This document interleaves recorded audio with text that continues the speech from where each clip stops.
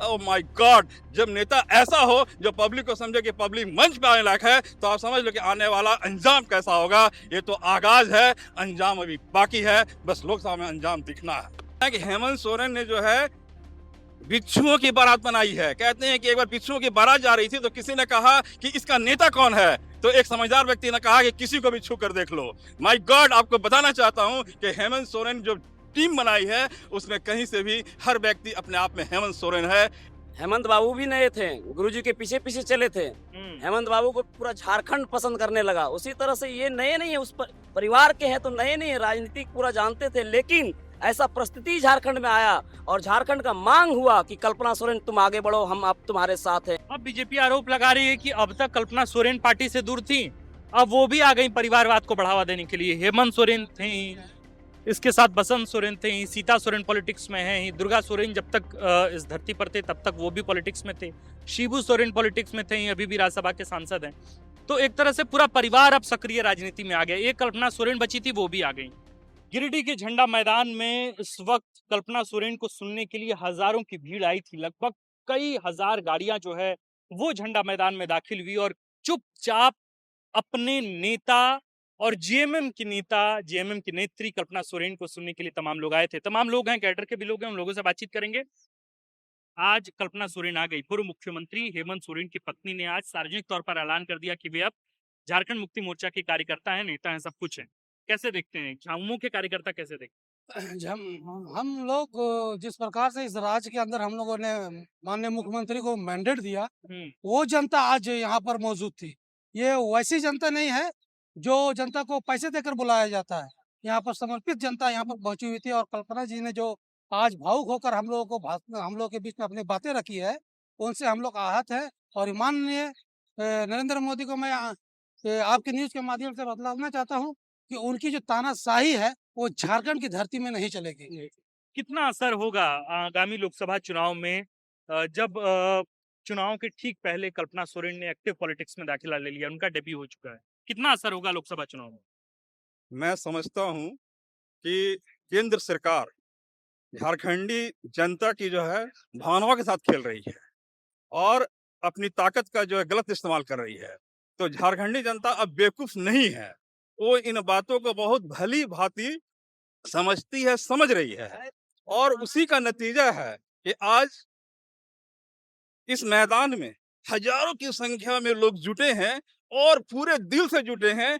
इसमें सारे के सारे लोग समर्पित हैं और आने वाला जो लोकसभा चुनाव है इसमें केंद्र सरकार को ये बात समझ में आ जाएगी कि यहाँ के लोगों को छलना, यहाँ के लोगों को बहलाना, यहाँ के लोगों को फुसलाना, यहाँ के लोगों को बरगलाना अब उनके लिए संभव नहीं है। अब बीजेपी आरोप लगा रही है कि अब तक कल्पना सोरेन पार्टी से दूर थी, अब वो भी आ गई परिवारवाद को बढ़ावा देने के लिए। हेमंत सोरेन थे, इसके साथ बसंत सोरेन थे, सीता सोरेन पॉलिटिक्स में है, दुर्गा सोरेन जब तक इस धरती पर थे तब तक वो भी पॉलिटिक्स में थे, शिबू सोरेन पॉलिटिक्स में थे, अभी भी राज्यसभा के सांसद हैं। तो एक तरह से पूरा परिवार अब सक्रिय राजनीति में आ गया। एक कल्पना सोरेन बची थी, वो भी आ गई। ऐसा है कि नेता को जो है जनता बनाती है और झारखंड की जनता की कल्पना सोरेन जो है पसंद है।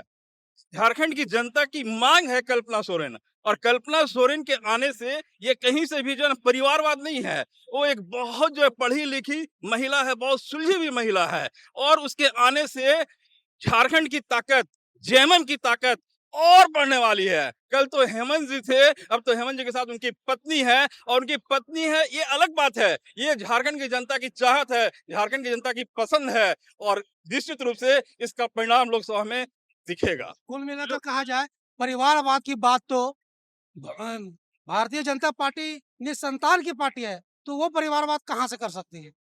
और ये परिवारवाद की बात नहीं है, ये झारखंड की जनता और झारखंड की जमीन के लिए माननीय दिसम गुरु शिबू सोरेन ने अपनी समय और अपनी आहुति दी है इस राज्य के लिए और इस राज्य के जमीन के लिए उन्होंने लड़ा है। और एक छोटे से टुकड़ा 8.5 एकड़ जमीन जिनका एक भी दस्तावेज भारतीय जनता पार्टी के पास नहीं है, माननीय मुख्यमंत्री हेमंत सोरेन ने विधानसभा में चिल्लाकर कहा कि एक भी कागज का टुकड़ा मुझे दिखा दो, मैं राजनीति का झारखंड छोड़ दूंगा।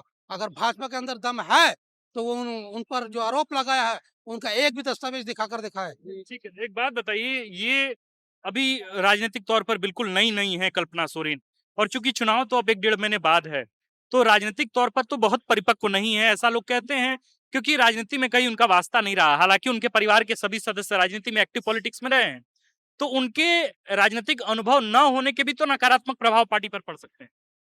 हेमंत बाबू भी नए थे, गुरुजी के पीछे पीछे चले थे। हेमंत बाबू को पूरा झारखंड पसंद करने लगा। उसी तरह से ये नए नहीं है, उस परिवार के हैं तो नए नहीं है, राजनीति पूरा जानते थे। लेकिन ऐसा परिस्थिति झारखंड में आया और झारखंड का मांग हुआ कि कल्पना सोरेन तुम आगे बढ़ो, हम अब तुम्हारे साथ हैं, इसलिए कल्पना सोरेन आगे आई। और नई नहीं है वो तो अभी लोकसभा में पता चल जाएगा कल्पना सोरेन का क्या नई है या पुरानी है। सो देखिए, ये सब बात नहीं है। झारखंड के जनता सभी लोग जान चुके हैं, ये बरगलाने वाला झूठ बोलने वाला काम नहीं चलेगा अब यहाँ पर। अब सभी लोग जानते हैं कि झारखंड मुक्ति मोर्चा हर समाज को लेकर चलता है, एक ऐसा पार्टी है। और आप देख रहे होंगे कि आपकी योजना, आपकी सरकार, आपके द्वार के माध्यम से लोगों को पेंशन, जो गरीब गुरबा को पेंशन चाहिए था, बूढ़ा बूढ़ी परेशान था ब्लॉक के चक्कर काटते हुए, वो सभी लोग खुश हैं।